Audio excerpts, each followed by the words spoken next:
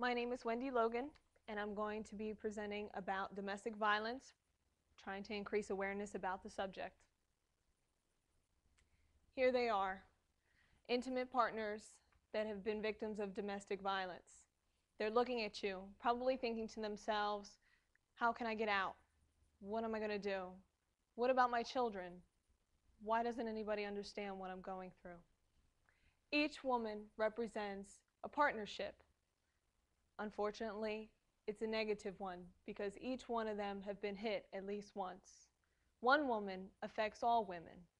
One woman could be your cousin, could be your sister, could be your best friend, could be your mom, could be your aunt, could be your neighbor, could be your friend in school.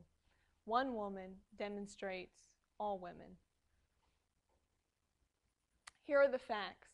An estimated 1.3 million women are victims of physical assault by their intimate partner each year. These statistics have been gathered from the legal system, so not every woman is represented, unfortunately. But 1 in every 4 women will experience domestic violence in her lifetime. Women who are between the ages of 20 to 24 are at greater risk to be hit in an abusive relationship or by a male figure.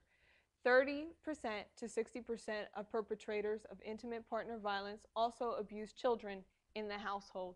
So this not only affects the women, it also affects the children, and it will eventually affect their children also. Almost 1/3 of female homicide victims have been reported killed by an intimate violence partner. U.S. Department of Justice. Solutions. Here's how we can actually promote change. By not allowing women to be an outcast. If you know someone who is of a domestic or who is involved in a domestic violence partnership, you shouldn't consider them as different. I understand that they go through these experiences and that they're having hardships, but it doesn't mean that they are any different than you are. Insisting harsh punishment. Now, we might not want to go towards the death penalty for these gentlemen, but the least we could do is instill a harsher punishment on them so that maybe they can decide that this is not something that they want to do. Increasing awareness of resources. Most women don't know the resources that are available for them. So they continue to remain in these abusive relationships because they don't know where else to go or they're financially unstable. Communicating to the youth. If you are in an abusive relationship or if you know someone who is in an abusive relationship and they have children, most likely those children will undergo more effects than another child will. So by communicating to them, by explaining what are the situations that their mother or their aunt is going through, it might actually help them in becoming a better individual. Forming strong alliances. It's really important that we form a connection within our community. It's really important that we don't make those women outcasts or feel like they're not a part of something bigger. So the biggest and the most important thing is that we can actually connect with them and get them to the proper person that might be able to help them. If this continues in our society, most likely we will experience a severe downfall slowly but surely.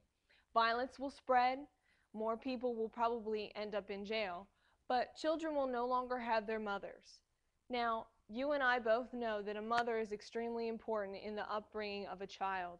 If a child grows up without their mother while knowing that their father killed their mother or that the mother died of a broken heart because of the situation, you know that that's going to lead to spiral effects. Unhappy families. Now, there's no possible way that a mother or that an aunt or a sister of yours could possibly be happy when she doesn't even know when the next time she'll be hit. Fractured mindsets. Again with the children. Those children will grow up thinking that it's okay to abuse their wives or to hit their sisters or to get their way by using their hands. Increase of imprisonment. Women will feel imprisoned. This way it will lead to them to not be productive in the society. Not only with that, men will even probably not be able to support their families in the way that we'll need them to support their families because they'll be in the penitentiary system.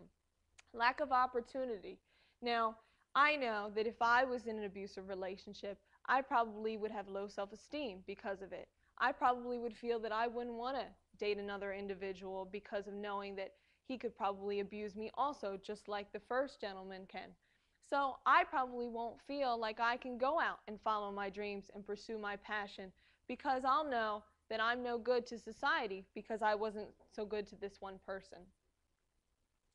So here's what you can do. You can recognize the different stages of a domestic violence relationship. You can note that there are certain things that a woman will experience, or there are certain ways that she'll act, so that it might help you detect whether or not she's in an abusive relationship. And this way you won't make her feel like an outcast. Become familiar with the resources. Know what agencies are out there so that maybe you can direct her to the right person if you do meet someone who's in an abusive relationship. Encourage women about the local shelters. Encourage women that are in the local shelters. Make sure that you help them feel that they can succeed in life and that they don't have to depend on that other person who's abusing them. Refuse to be a part of this vicious cycle. If you ignore this, again, going back to the other slide, it will cause tremendous effects. Violence will spread, unhappy families, unfractured mindsets. These are things that you don't want to happen in our community. So, refuse to be a part of the cycle. Openly communicate and present literature. Now, one of the things that I want you to do, there are resources available, but one of the things that I want you to do, your first assignment, is to give one of these brochures to a woman that you know who might be experiencing an abusive relationship. Or I want you to present it to someone who might know another abusive woman or an abused woman who might be in a relationship.